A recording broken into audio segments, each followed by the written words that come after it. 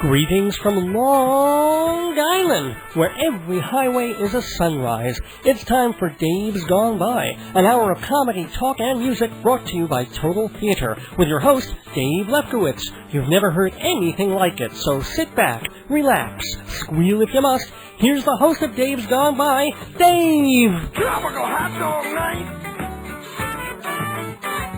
Like two flamingos in a fruit fight!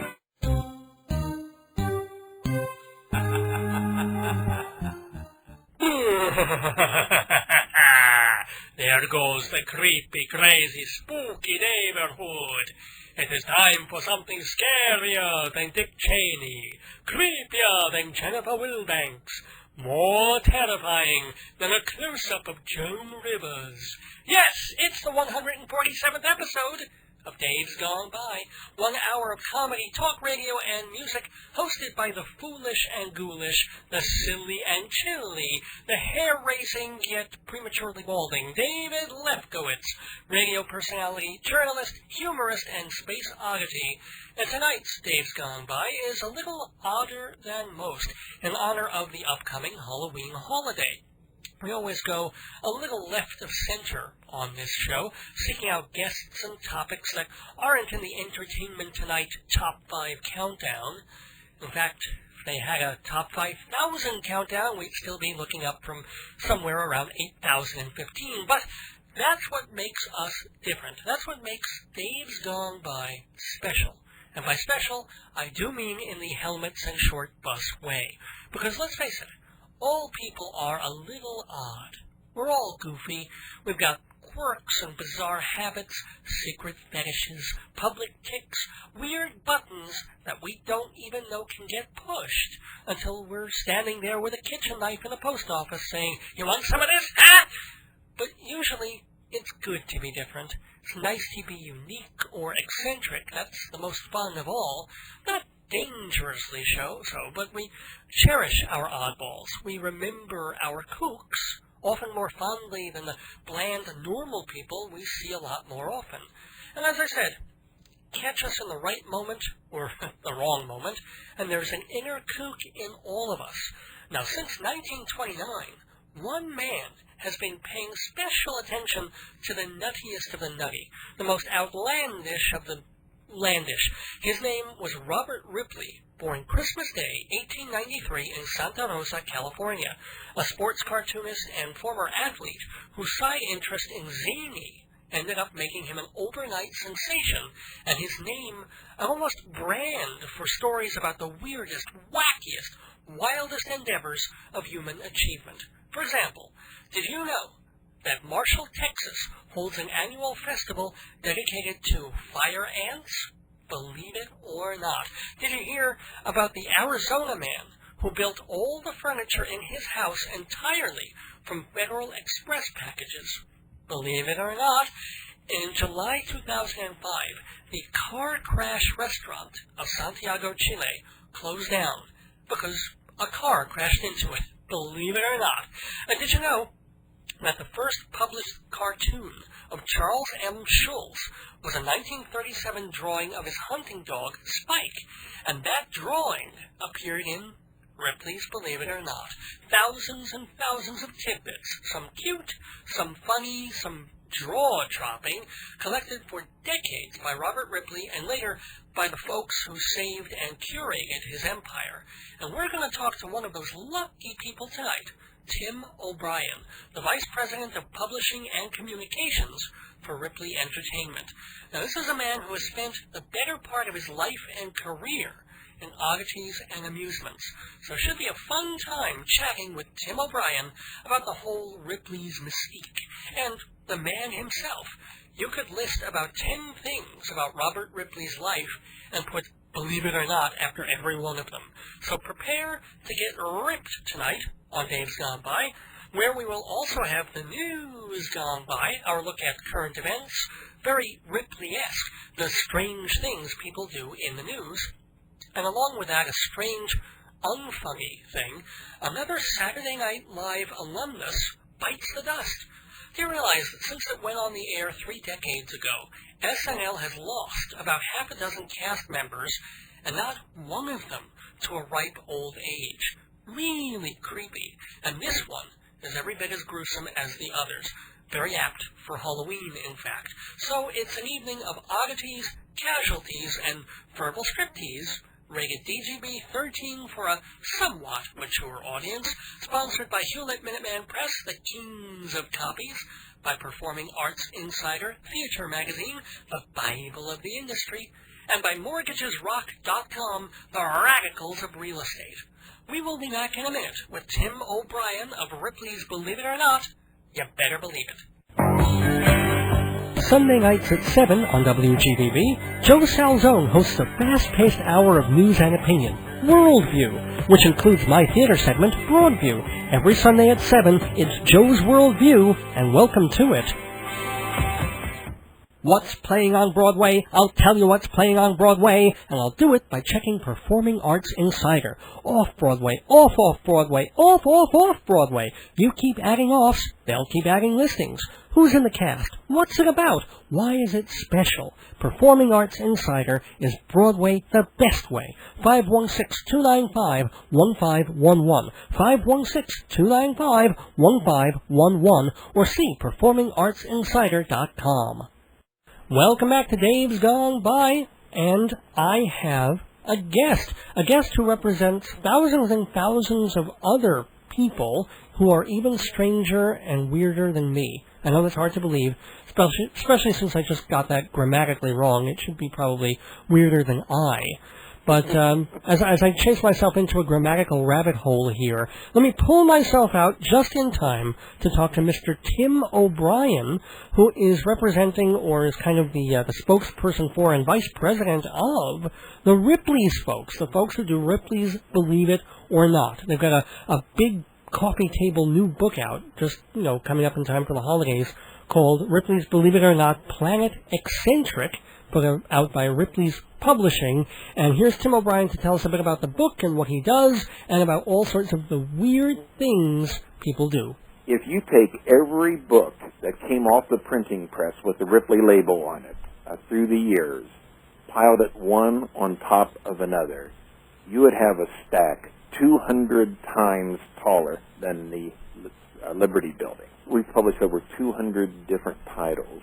Being 200 times taller than the Statue of Liberty, that's a big pile. Something for the terrorists to shoot for, that's for sure. But but what is special about this one? We kind of broke out of the mold because if you remember going to school, the scholastic book fairs that they used to have at your school, where you would buy these little 99-cent Ripley books, mm-hmm. and they were had the hand-drawn pictures, the sketches. There was no photographs in them.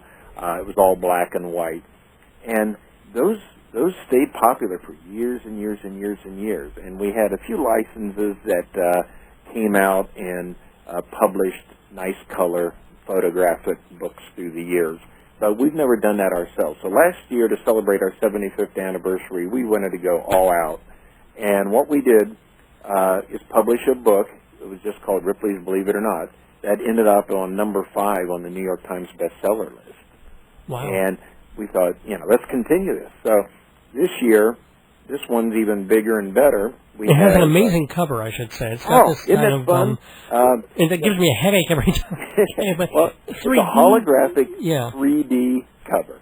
And, what's funny, if you just look at it, hold it up to the front of your eyes, and then just kind of bend it down and bend it around, there's eyeballs inside of the cue balls. Yeah, and then you have on the front. And, you lay the book down, and you can't walk out of the room without the eyeballs following.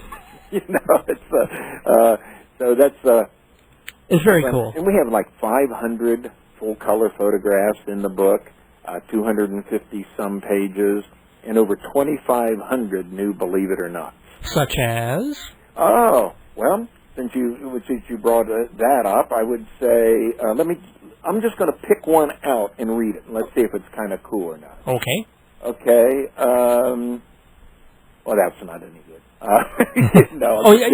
You said you've got to be random here. You said you were going to pick it out. Just put your finger and point. Okay. A big fish.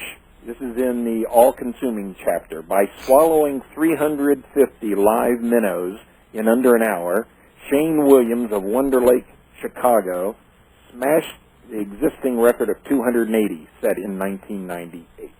All right, that's pretty cute. Okay, here's eating a hot dog in May 2004. Californian Olivier Chanis bit on something hard. When she began complaining of a metallic taste in her mouth, doctors discovered that she had swallowed a 9mm bullet. Whoa. Okay. By the way, you did have a Long Islander in there. You've got that Long Island eating competition winner. I think he did a Nathan's thing. He's in there somewhere. Also, you've got Baked Bean Man. Oh, Captain Beanie. Captain I love it. Tell us about Captain Beanie, please. Captain Beanie is a man totally obsessed with baked beans. He actually had his name changed to Captain Beanie, and he considers himself a superhero representing the baked bean genre, I guess. Oh, God. Yeah. He wears a baked bean suit. He has his Volkswagen car painted up like a baked bean. He eats baked beans all the time. And, you know, he complains that, well, there's just not a lot of work for superheroes these days. The reason they can't hire him is they're afraid to be in the same elevator with him. That's true. If all he's eating is baked beans. And let me tell you, my wife, God bless her, and she's on this wonderful, it's like a diet, quote-unquote, like a really sensible diet with a lot of salads and fruit and stuff like that. But let me tell you, man, she doesn't even eat beans, but you don't want to get near her after a salad. So if you've got Captain Beanie running around, I don't know. I would like to meet him, though. Do you have a contact for Captain Beanie? Maybe off the air, you can. I would love to talk to Captain Beanie. Yeah, you might. You might learn a whole new diet for your wife. Oh, for me. Dave's Gone By listeners know I love a good play on words, but let me say a good word on plays, my plays, collected in a lovely book called Marriage, Babies, and the End of the World. Comedies that range from strange to deranged, from sad to satirical, fun, and unmistakably Dave. Just $20 hardcover, $12 soft. Put down that crappy bestseller and pick up some laughs. 516-295-1511 or davesgoneby.org for Marriage, Babies, and the End of the World. Why can't I be good? Hi, this is Tim O'Brien. I'm a vice president of Ripley's, believe it or not. And, I listen to Dave's Gone By whenever I'm out on Long Island, and I know you are too, because you're listening to WGBB Radio in Freeport, New York, believe it or not. Of all of the thousands and thousands of things that you have sifted through, what would be like your favorite or most memorable items of like, believe it or not, ... Well, believe it or not, there's a gentleman from England, okay, who has carved in the last 9 years a small miniature circus. And it's just awesome. I mean, it's how anybody can carve little things like that, and it's a miniature circus. Is that the one that goes into the eye of a needle, or is it not quite that? No, that's not that one. This one is huge. It's like it's like 15 by 20. It's got 500 different pieces. It was inspired by a circus that he went to as a child, and again, this is under the Totally Obsessed chapter. Well, yeah. And I mean, he even has a little working cannon that shoots a mini human cannonball. Oh, and he's even, under his elephants, he's even got little elephant droppings. Wow! Well, there was a famous artist. I saw a film about him that he directed in like 1961 or 60. It was either Calder or the other guy. I think it was Calder, who had made all these very miniature figures, and he would give a performance. His wife would play like a Victrola of circus music and old French music, and he would be, you'd see a trapeze artist, this little tiny miniature swinging on the trapeze, and it was designed so that when it jumped off the trapeze, it would then knock over something, almost like those Rube Goldberg contraptions. It was absolutely wonderful. Does this ring any kind of bells to you? Yeah, we've got a lot of miniature stuff in all of our museums. We've got in this book, we've got a picture of the Statue of Liberty that was hand carved in the eye of a needle.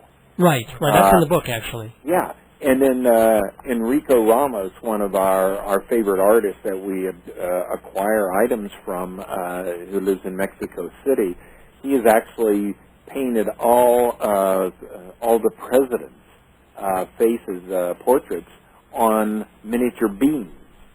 Back to the beans. You know, and so people love that. And, you know, that's my favorite genre. It really is. I love the tiny whole things. Concept of people doing things just because they can do it. I think, you know, like building and we also featured in here, we've got a guy that has made a roller coaster, a miniature roller coaster, out of I'm not sure how many matchsticks. I think it's close to 1.5 million matchsticks. A small working roller coaster. Well, and the sad part is that 6 children have died on that roller coaster by now, so it's really, really unfortunate. On that miniature one. Yeah, that joke just tanked. A little yes. Oh, yeah, I see the pictures of the little guys he carved laying there on the side. And then, and we have... We forgot to make seatbelts out of matches. That was the problem. Right. And we also show in here a wishing well. It's a student by the name of Kate McGuire.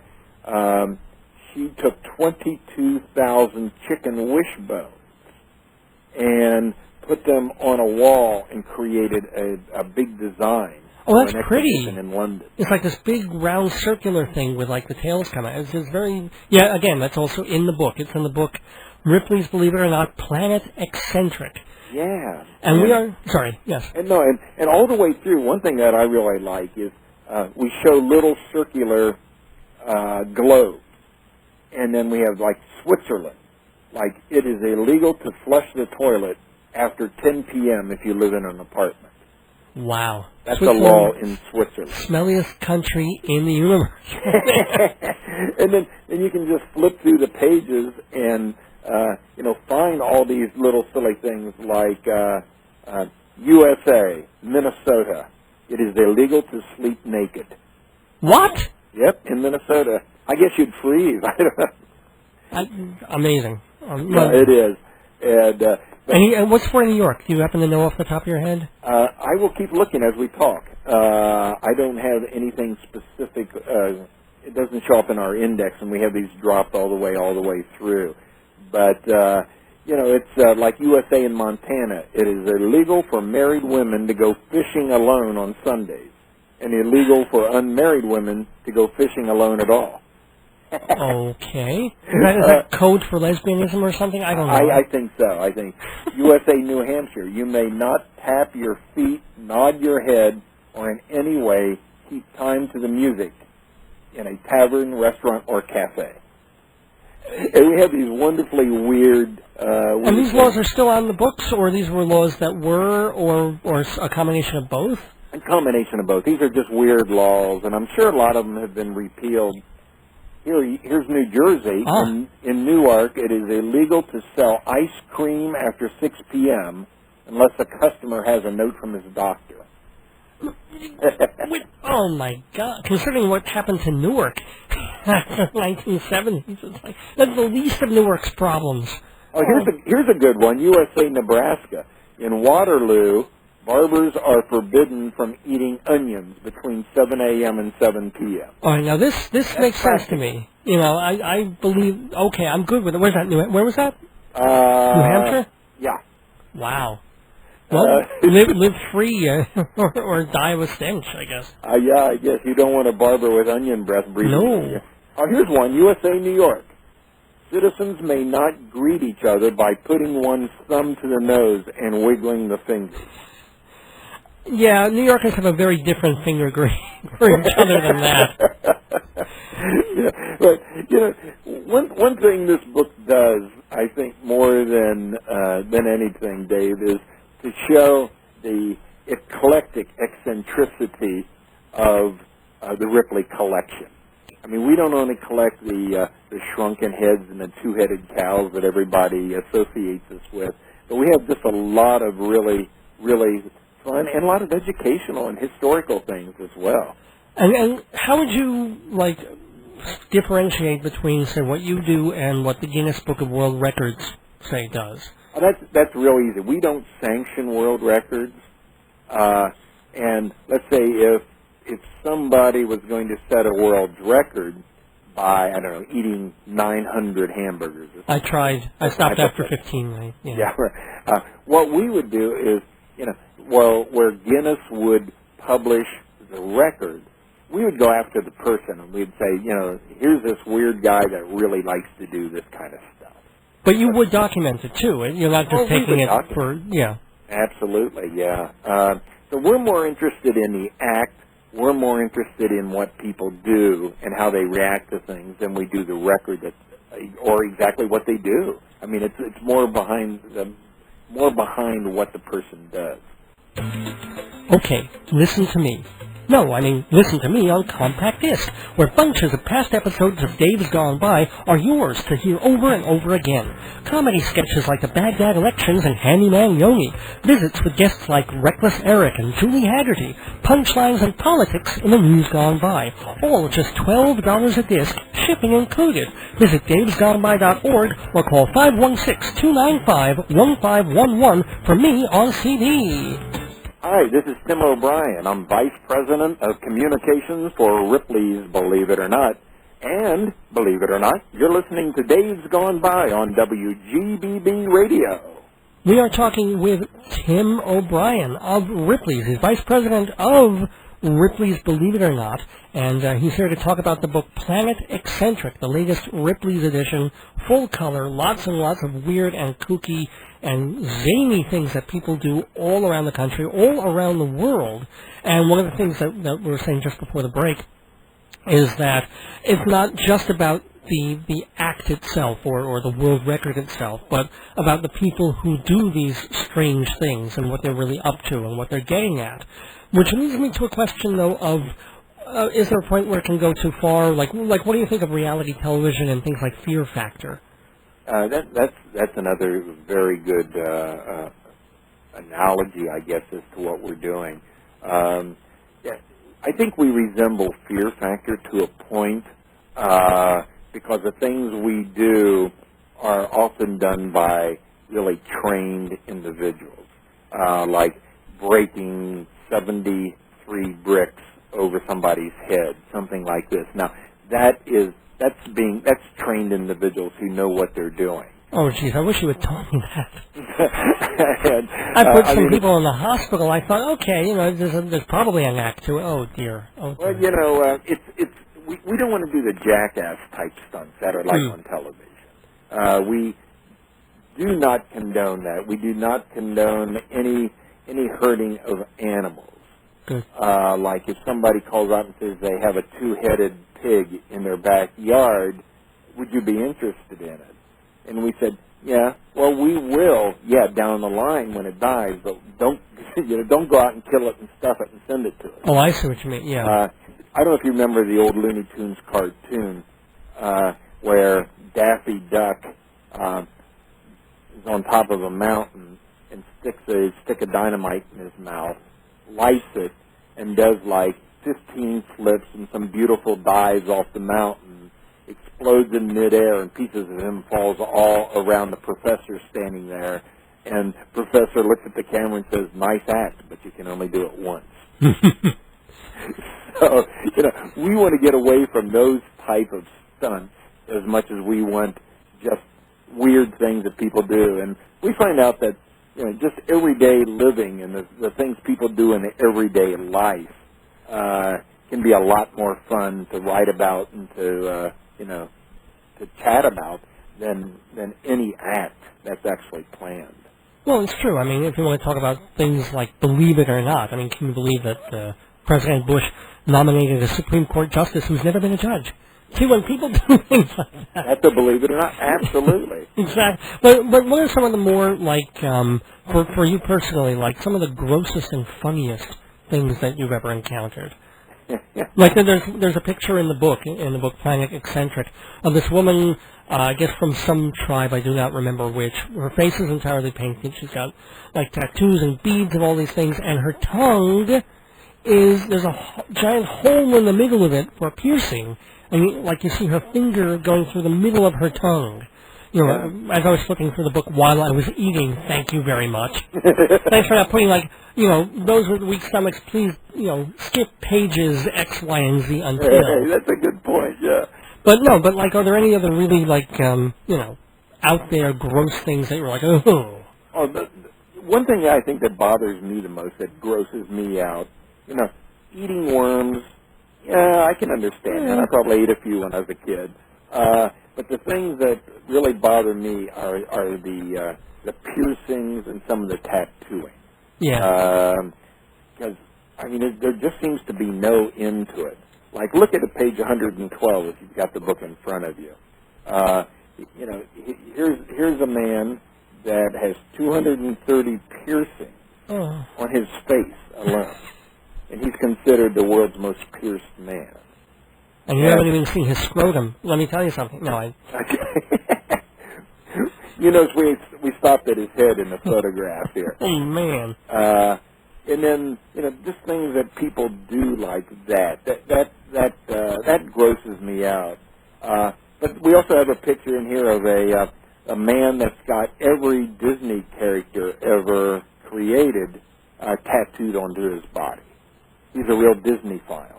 Right, okay. So, you know, again, obsessions, absolutely. Totally weird, probably not. Somebody asked me when the book first came out, you know, are these people as weird in person as they appear to be?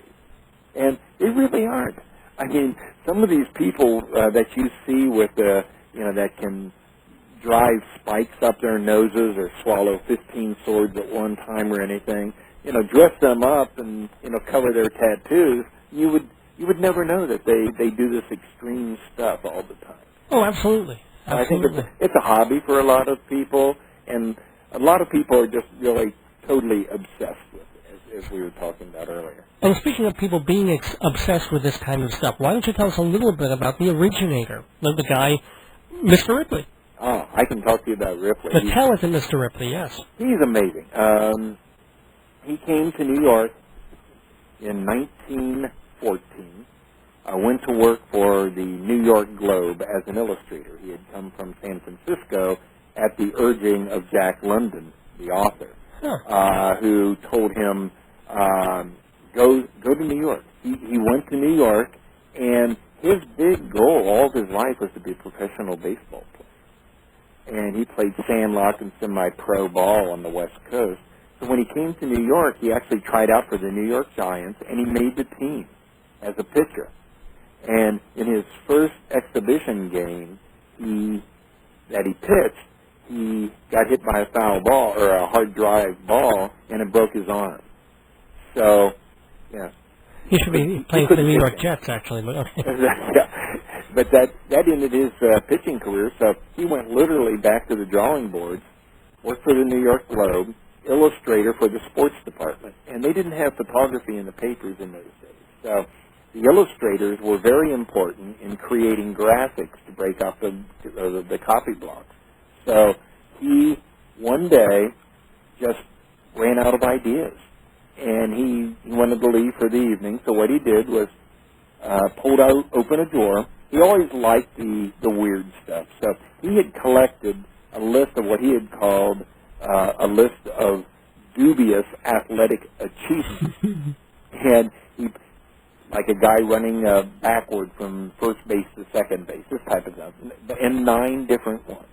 And so what he did is he combined those all into one panel of art, wrote champs or chumps across the top, threw it on his editor's desk, left, knowing he was going to catch holy hell the next morning for doing something just totally different, just so he could go home for the evening. He came in the next morning, and he was like he created sliced bread. I mean, everybody said, "What a wonderful thing! What a great advancement in illustration for publication." You know, this guy was honored. People thought this was the coolest thing, and so he started doing it more often. And within the next couple of months, they changed the name. We don't know if Ripley did it or his editor, but they changed it from Champs or Chumps, which only appeared once, to Believe It or Not. By 1929, he was syndicated regionally, but William Randolph Hearst grabbed him and said, hey, let's syndicate you nationally, and let's at the same time put out your first book. So in 1929, they put out the first Believe It or Not book. He started becoming syndicated, and huge household name. 1936, the papers that carried his column actually had a contest and found out that Ripley was voted as the most popular man in America, even more than the president.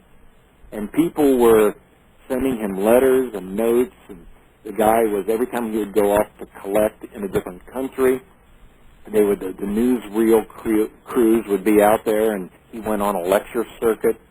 1934, at the Chicago World's Fair, he had his first museum, basically, and it was called the Ripley's Auditorium.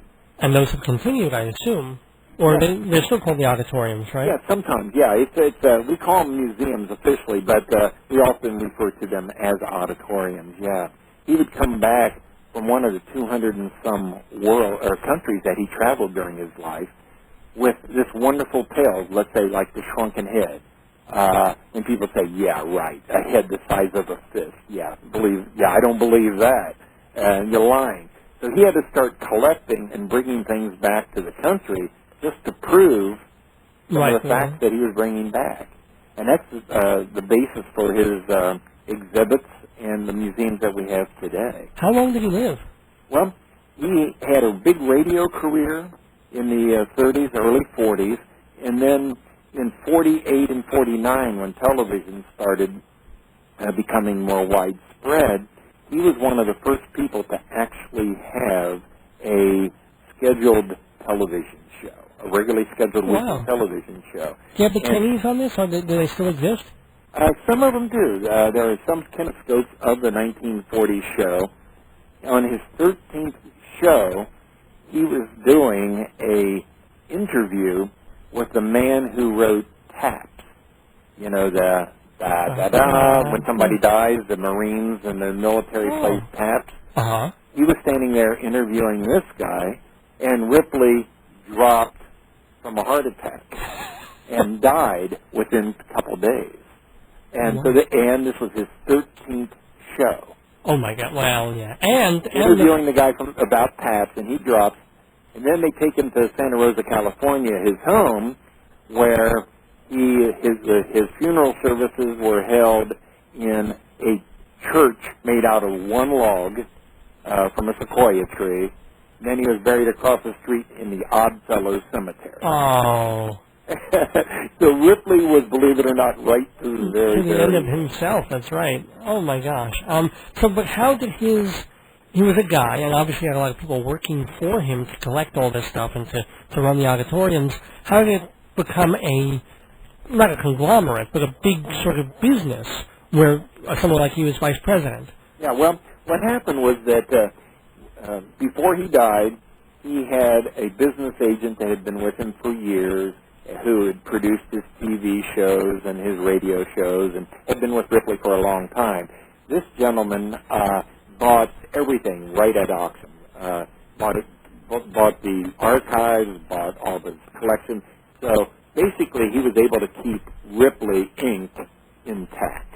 Through the years, there was only like 2 or 3 different owners before our particular company bought it in 1985. And we've had it since, and we've become great caretakers of it. You know, we have 52 attractions in 10 countries. We have a book publishing. We have the TV, the Dean Cain series just finished running. It's now syndicated to the Sci-Fi channel every Wednesday night. We're in final negotiations to create a Hollywood movie based on Ripley's life. We're bringing back some radio shows. Then in addition, like I said, we have the 52 different attractions. We have 27 of those are Ripley's Believe It or Not museums, and 3 of those are under construction right now. What's the nearest one to New York, do you know? Atlantic City. Oh, cool. and then Niagara Falls, Canada, up there. We'd love to be back on Times Square. Ripley had a Times Square museum for several years, and in the 30s and 40s. You know, in addition to our Believe It or Not museums, we have 3 haunted houses. We have motion-based simulations. We have miniature golf courses. We have 2 world-class aquariums, one in Myrtle Beach and one in Gatlinburg, Tennessee. One of the nice things is that there's no way to dilute the original purpose, because the purpose was to just show humanity in all its weird and odd forms. Absolutely. So if you have like a golf course or an aquarium, it fits. Yeah. Absolutely, it fits. And you know, and that's what we do. We're not in the business of necessarily just scaring people or grossing people out. We're in the business of entertainment. I know, but I'm not sure you should get into like the restaurant biz. I don't want to walk into a restaurant and it's like, oh, believe it or not, it's chicken. No. Boy, could we have some fun with that? I think so. Good idea. Hey, before I let you go, Tim O'Brien of Ripley's Believe It or Not, have you ever done anything, or are you ever capable of anything, any talent, any sort of weird hobby that may not make the book, but we might go, oh, well, believe it or not, Tim O'Brien does this? Great question. And that's probably, this is a family show, isn't it? Not necessarily. I can blip. I can. No, I'm just kidding. Oh. No. Does it involve animals? Before I came to work for Ripley, I was a senior editor for a magazine called Amusement Business. And in that, I was a senior editor for 18 years for the Amusement Park Fair and Carnival Beat. Oh. And what I did was I specialized in theme parks and carnivals. And I got to go around to all the various, like the Oktoberfest and to all the amusement parks and ride the rides and do stories and get to know all the freaks and the sword swallowers. And so, it was kind of like my resume was just perfect for this job. I visited over 600 different amusement parks in 17 countries and rode nearly 500 different roller coasters. Ooh. So I guess that would be my claim to oddness and weirdness and unusualness. It was a trade-off, because I really had a good job before with Amusement Business magazine, and I decided, if I could ever, after 18 to 20 years, if I could find something to change my life and change my occupation during my midlife, I would go for it. Well, after you're 45, you don't want to ride that many roller coasters. No. You're absolutely right. I feel much more at home carrying the world's largest hairball and a shrunken head under my arm than I do riding in the front seat of a roller coaster going wee. Have you ever been hoaxed or punked, like something sounded amazing, you checked it out and realized it wasn't real, or do people just not bother? They really are doing what they do. Well, we're inundated constantly. We're more popular right now. The Ripley brand is probably stronger right now than it's ever been since 1990. More popular than Jesus, in fact. You got into some trouble for saying that, but yeah. John Lennon did, didn't he? Wasn't he the one who got in trouble? Yeah. Thanks for ruining the joke. Oh, I'm sorry. Yeah, I got to do some editing on that. Okay. But no, it's because you get more than you can even respond to, I assume. Yeah, we do. And to answer your question directly, a couple weeks ago, we got a really nice photograph of this elderly woman standing next to a cow out in the middle of the field. And the lady said, now if you look at the cow's face very closely, you'll see that it's a photo, that it's my grandmother's face. Oh, my grandmother has come back as a cow and has blessed me with her presence. And if you look real closely at the picture, you can see where somebody had photoshopped a photograph of an older woman on the face of the cow. And she kept calling and calling, and we finally responded to her saying, well, this is a total hoax. No, it isn't. You can come out here and see her right now if you want to. On and on and on. But we didn't. We figured that was almost too good to be a hoax. Actually, do you have her contact? I mean, like having her on the... Actually, I probably would. I'll have the cow on. Yeah, there you go. That's a little bovine humor always helps, you know. Yeah, it helps move things along. Oh, that was utterly terrible. That was an utter delight. Hey, steal a joke 4 seconds after I say it? Come on, man. Anyway, Tim O'Brien. You're not going to run this show, are you? Believe it or not, we are. Oh, there you go. I'm David Gone By with Tim O'Brien of Ripley's Believe It or Not, and you can get Planet Eccentric from Ripley Publishing, pretty much in all the Barnes & Nobles, all the usual places. All right? the usual places, online, all the book wholesalers, retailers, we got it. Fantastic, and we're very happy that we've got you in the neighborhood, Tim O'Brien. Best of luck with Ripley's and all the stuff you're doing and the book. Thanks so much. Hey, I appreciate it. Bye-bye now. I like my comedy loud! I like my music even louder! I like my bands live in the studio! I like Jimmy and Robin, Midnight Flagging from WGBB! And I love my cochlear implant! Sponsor me, Dave's Gone By, run your ad, folks will buy. If you want to reach the public, sponsor me. Advertise on this program for incredibly reasonable rates with long-term discounts. See prices at davesgoneby.org or call 516-295-1511. Sponsor me. If you're wise on Dave's Gone By, you'll advertise. If you want to be successful, sponsor me. Wake up the global village! Get it to UPI lawyers to tell everybody! News! My radio's on, the news is all bad, but it's good to relax. Welcome back to Dave's Gone By. It's time for the news gone by. If you dare.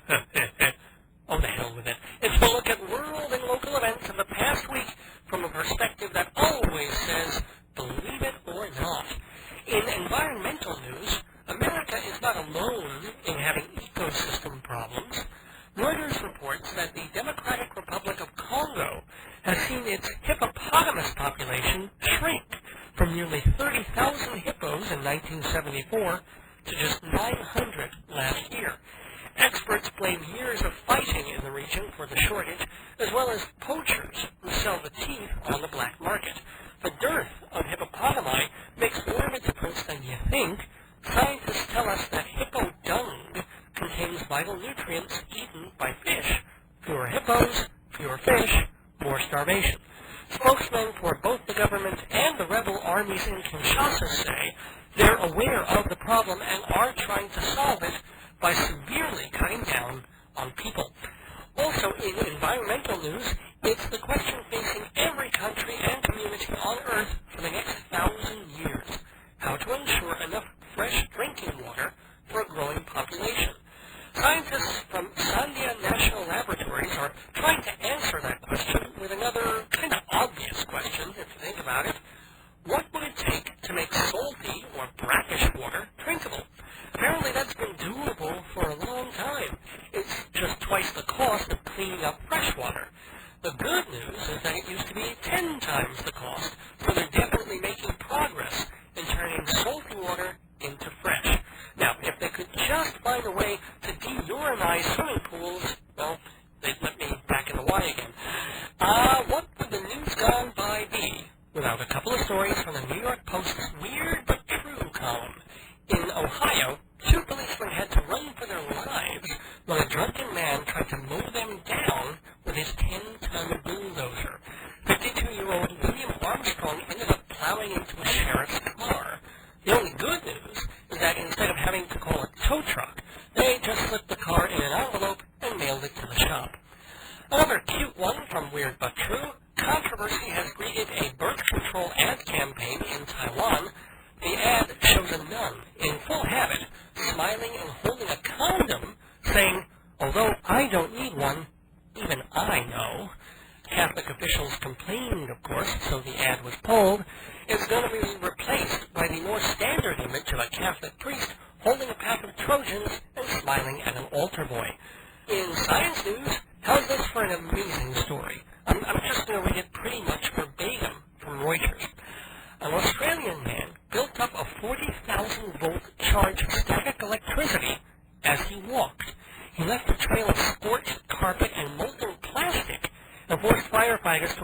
the building.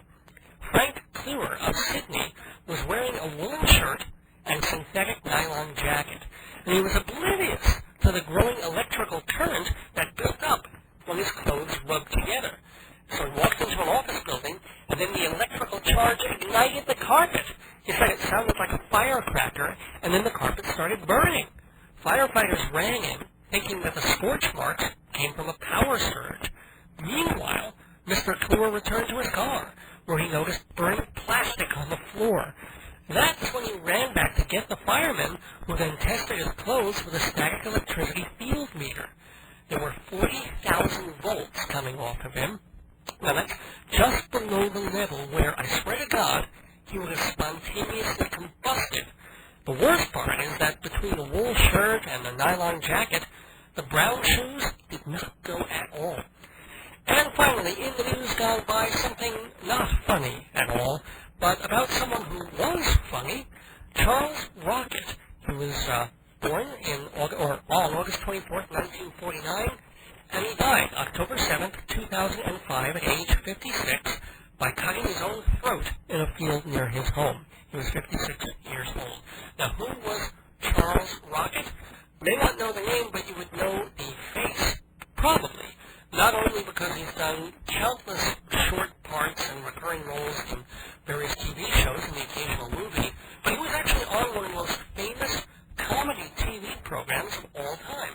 He was a cast member of Saturday Night Live in, I think it was the 1980-1981 season.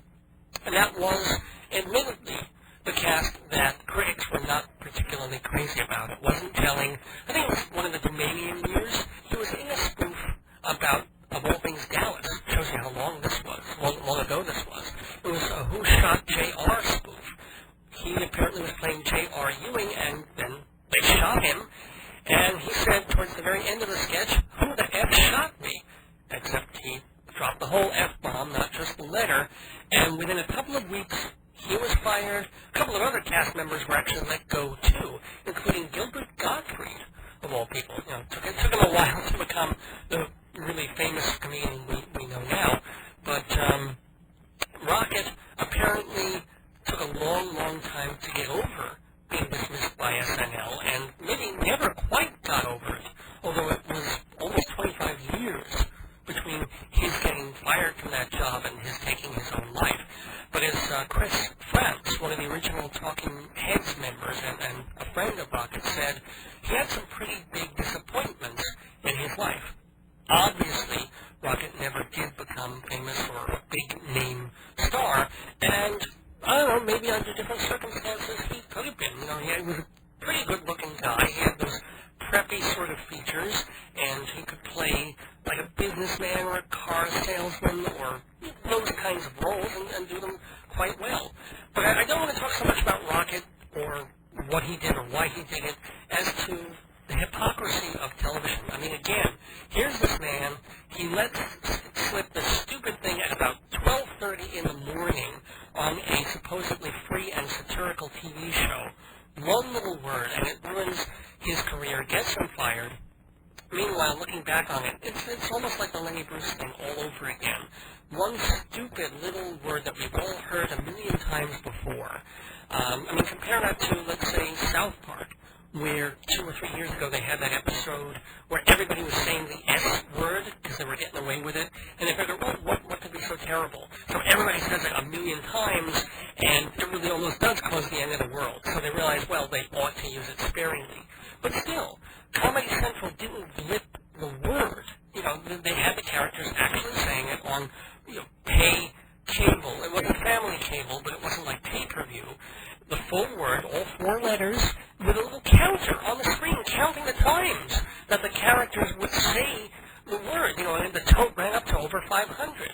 And even as recently as a couple of weeks ago when they ran the Martin Scorsese Bob Dylan documentary on public TV, you know, they had some F-bombs in there too. And just, the world didn't collapse, nobody complained, it was okay. Granted, public television, but hey, they've, I'm sure, been feeling the heat because they're as reliant on government funding more so than certainly the commercial networks like Channel 2, 7, and NBC, Channel 4. And I guess we also also need to remember that Saturday Night Live wants to come off as this bastion of satire and creativity, but it's still network television. I mean, remember Elvis Costello in those early years when he was doing one song and then he decided to switch to radio, and Lorne Michaels and the gang just cut him off in the middle and said, "No, you're not doing that. You're going to do the song that we expected you to do because live television is scary, and you have to plan it out to a T. And when someone switches gears, it does throw you into panic mode. But still, it's supposed to be a hip, cool, anything can happen show." And Costello didn't curse or anything. He just changed songs, and boom, they were off. And I don't think Costello was on American TV for almost a decade after that. They still, I think, to this day, have not rerun the Sinead O'Connor episode, or at least the moment when she tore up that picture of the Pope. And so anyway, it bothers me, of course, the hypocrisy and the fickleness of Hollywood. And to be fair, let's not assume that Rocket would have been a big breakout star, even if he hadn't said that word. As I said, that year was not a big one for Saturday Night Live, and not every SNL cast member becomes Eddie Murphy or gets a big movie deal. At this point, there has been too many of them. Even Garrett Morris, who had the name recognition back then from being on the very first cast, I mean, he did not become Joe Piscopo. I just hope that Charlie Rocket is now in a place where words don't matter so much, where one combination of letters has the same weight or lack of weight as any other. And let's hope there's no FCC in the afterlife, because let's face it, King Solomon with all those wives, King David in all those wars, Noah coping with all those animals, Jesus and the pain that he suffered. If these guys earned anything in this world, it's the right to go up to heaven and swear like goddamn sailors. And that's the news gone by for October 27th, 2005. Please send your comments, opinions, and self-destructing rockets to Dave's Gone By, Box 62, Hewlett, New York, 11557-0062. That's Dave's Gone By, P.O. Box 62, Hewlett, New York, 11557-0062. I've been getting more and more emails from people, the occasional letter or postcard, and I love it. Even the criticisms, even the "I'm not crazy about that," because it means people are listening. They're getting involved in the program. They're sitting through the boring parts, laughing at the good parts, letting me do what I want to do on the radio week after week. There's an F word I have for that. It's fabulous. No, wait, that's too gay. How about fantastic? No, wait, fabulous works. Either one. And either way, it would be fabulous to hear more from all of you. Dave's Gone By at AOL.com. That's D-A-V as in Victor, E-S. Dave's Gone By at AOL.com. Our address and a bunch more information is also at the website, davesgoneby.org. So if you like the show, spread the word, spread the love, and spread your love our way. Email, snail mail, voicemail, single white mail, send. But please, no bulldozers. I turn those down flat. And that was news, yes, that was news. That was very, very, very special news. Okay, so your business proposal has been typed, proofread, photoshopped, and given a nice cover. Now, all you need is 20 spiral-bound copies and 1,000 printings of your latest brochure. Your Xerox can't do it. Your mailroom can't do it. Hewlett Minuteman Press can do it all. Your one-stop printing shop, Minuteman, 1315 Broadway in Hewlett. Open 6 days a week, 10% off for Dave's Gone By listeners. Family-owned Minuteman. Their service can't be duplicated.